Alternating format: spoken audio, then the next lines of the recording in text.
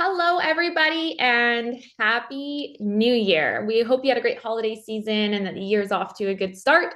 And we are back at it with your first update of the year. And we're joined by a special guest today, Baylee Caswell. She's a personal insurance executive with Hub International, and she's got some great info to share with us on the difference between assessed and insurable values of your homes.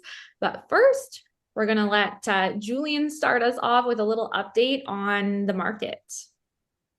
Yeah, I thought it was a good time as everyone's seeing those annual recaps around the internet to talk about the annual recap in real estate. So we usually talk about month over month and year over year stats based on a particular month. But today I'm going to talk to you about a 12-month average. So what happened in all of 2024 versus what happened in all of 2023. So overall, not to any surprise of us, at least, prices have stayed about flat.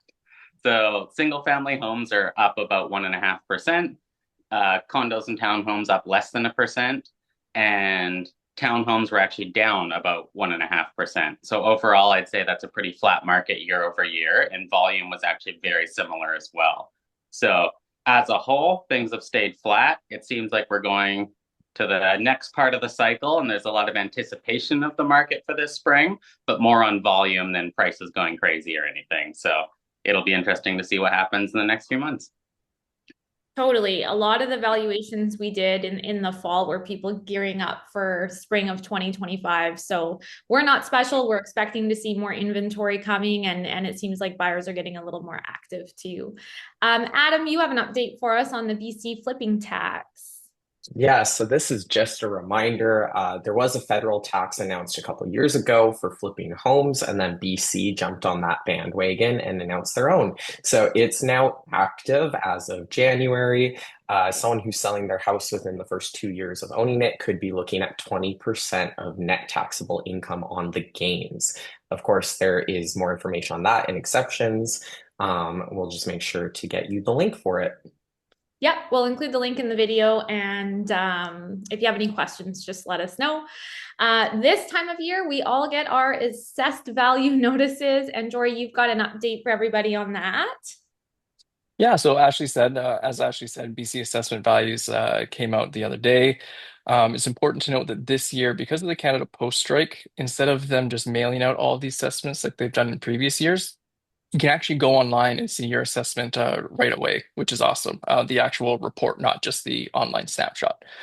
The typical home this year in Nanaimo saw a 0% increase in their assessed value, which I think a lot of people will be happy about. It's also important to keep in mind that when you're looking at your assessed value, it's based on July 1st of that year. So it's not necessarily indicative of your home's value in today's market. Of course, if you have any questions about what that might be, we're here to help with that.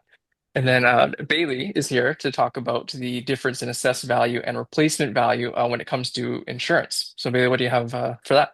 Well, I also get a ton of calls this time of year, just with the assessments. There's a lot of confusion on what does this number really mean, and why doesn't it match what's on my insurance policy? So in insurance, we take into consideration what does it cost to rebuild your home in today's standard to the same like, kind, and quality. Whereas, like you mentioned, Jory, the BC assessment is really just reflecting sale value mid-year.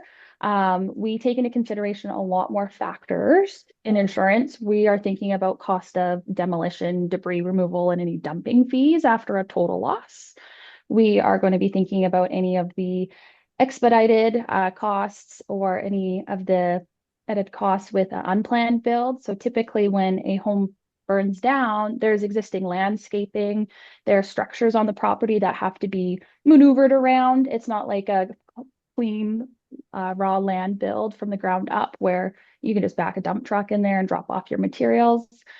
We're also thinking about obviously labor and materials in that value, any changes to building codes. So definitely more prevalent in an older home having to rebuild to today's standards. Any of those additional costs to get you up to code need to be inclusive in that value. Obviously pulling permits, architectural and engineering fees, and again, just the site accessibility is a huge one.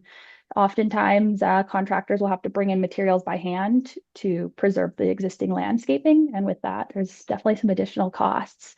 So we're noticing right now for a single family home of average construction, so homes without crown moldings, um, quartz countertops, any of those added luxury features, usually about 350 to 400 a square is where we're sitting right now in Nanaimo for rebuild. Wow. Mm-hmm. Holy smokes. Well, that's great information, Baylee. Thank you so much. If anyone has questions for Baylee about their insurance or more about this particular topic, Baylee will link your information in our email that goes out. So I'm sure you'd be happy to answer questions that people may have. Absolutely. And thank you so much for joining us today. And we hope that you all have a very happy, healthy 2025.